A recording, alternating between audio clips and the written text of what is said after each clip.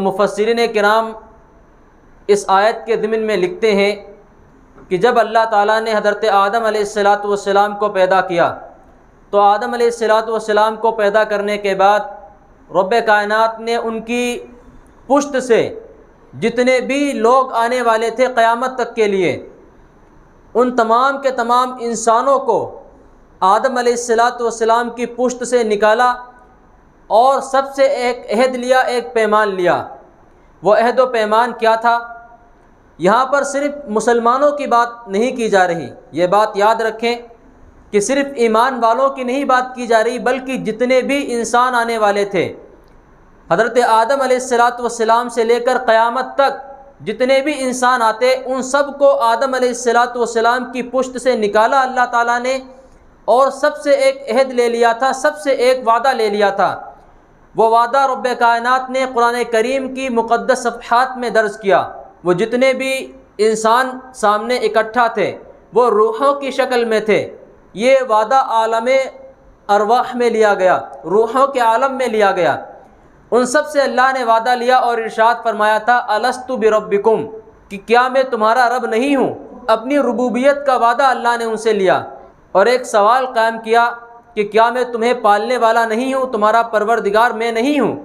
تو سب نے ایک زبان ہو کر کہا تھا بلا، کیوں نہیں، آپ ہی ہمارے پروردگار ہیں، آپ ہی ہمارے پیدا کرنے والے ہیں، آپ ہی ہمارے پالنہار ہیں۔ انسان سے جو یہ وعدہ لیا گیا تھا، آج بہت کم انسان ایسے ہیں جن کو یہ وعدہ یاد رہا۔ بہت سے لوگ ایسے ہیں، بلکہ اکثریت ایسی ہے جن کو یہ وعدہ یاد ہی نہیں رہا، بالکل فراموش کر بیٹھے، بالکل بھلا بیٹھے کہ ہم اللہ سے کوئی وعدہ کر کے آئے تھے، اللہ سے کوئی عہد لے کر آئے تھے۔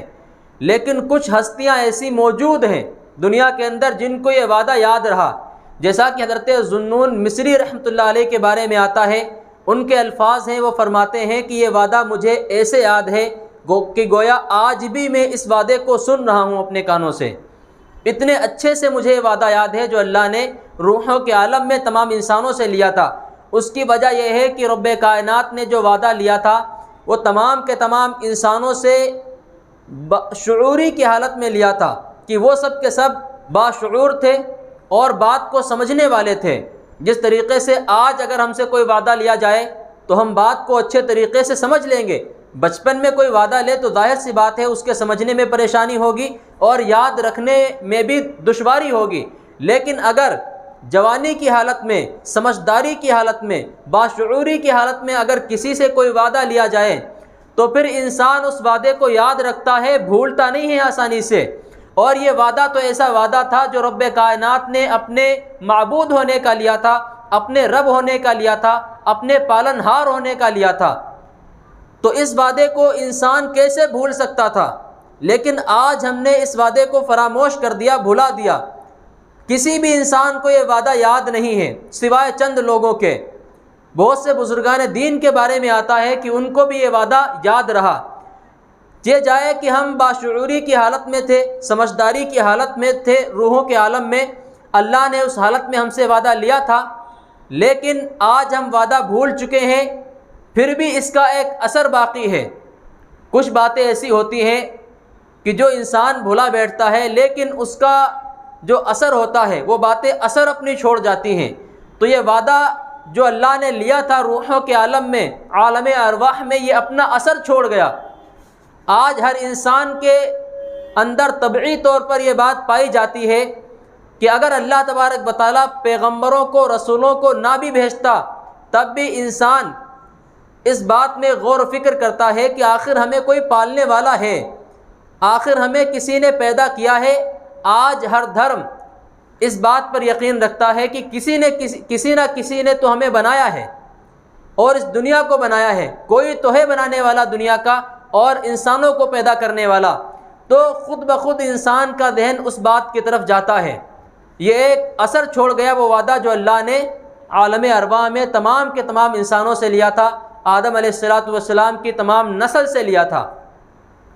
لیکن پھر بھی آپ دیکھیں کہ رب کائنات نے وہ وعدہ لیا اور تمام انسانوں کو پیدا کرنے سے پہلے ہی، یعنی جسمانی شکل دینے سے پہلے ہی یہ بات یاد دلا دی تھی کہ تمہارا پیدا کرنے والا ایک اللہ ہے، ایک معبود ہے جو تمہیں روزی بھی دے گا، تمہارا مالک بھی ہوگا اور ہر شے پر اس کا اختیار رہے گا تمہاری۔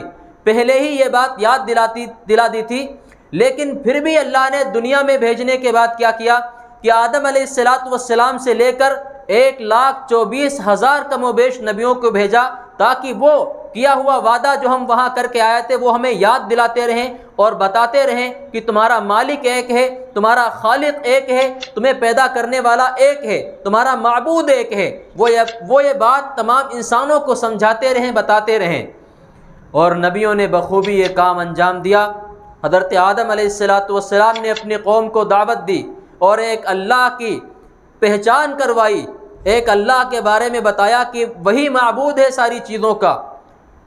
ہر ایک انسان جو دنیا کے اندر آیا ہے اس پر لازم ہے کہ صرف ایک اللہ کو مانے۔ آدم علیہ السلام کے بعد جتنے پیغمبر آتے گئے، ہر ایک پیغمبر، ہر ایک نبی اپنی قوم کو سمجھاتا رہا اور اللہ کی پہچان کرواتا رہا، ایک اللہ کی جانب بلاتا رہا۔ اس کے بعد آخر میں محمد الرسول اللہ صلی اللہ علیہ وسلم تشریف لائے۔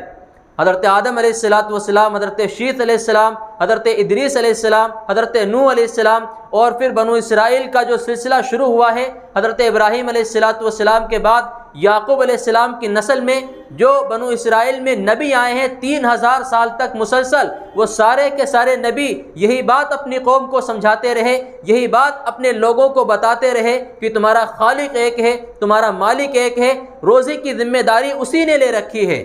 پھر اس کے بعد یہ سلسلہ بند ہوا نبوت کا، اسماعیل علیہ السلام سے لے کر محمد الرسول اللہ صلی اللہ علیہ وسلم تک 3,000 سال نبوت کا سلسلہ بند رہا ہے۔ 3,000 سال کے بعد اللہ تعالیٰ نے بنو اسرائیل سے نبوت کی کڑی کو کاٹ کر ایک آخری کڑی نبوت کی اللہ تعالیٰ بھیجتا ہے، جس کو محمد الرسول اللہ صلی اللہ علیہ وسلم کہا جاتا ہے۔ آخر میں آپ علیہ السلام تشریف لائے اتمام حجت کے طور پر۔ اگر اللہ نبیوں کو، پیغمبروں کو نہ بھیجتا، آسمانی کتابوں کو بھی نہ بھیجتا، تب بھی انسان کی پکڑ کے لیے، اس کی گرفت کے لیے اتنا ہی کافی تھا جو اللہ نے عہد الست لیا تھا انسان سے۔ اس کی گرفت کے لیے، اس کو عذاب دینے کے لیے اتنا ہی کافی تھا، لیکن یہ اس کا فضل و کرم ہے۔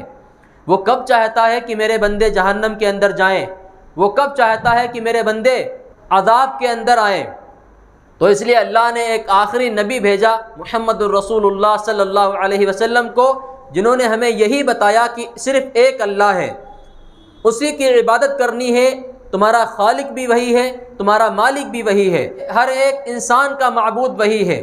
دنیا کے اندر جتنے بھی انسان ہیں، چاہے وہ اللہ کو مانتے ہوں یا نہ مانتے ہوں، حقیقی مالک ہے تو وہی ہے، حقیقی خالق ہے تو وہی ہے۔ لا معبود الا اللہ، لا مسجود الا اللہ، لا خالق الا اللہ، لا رازق الا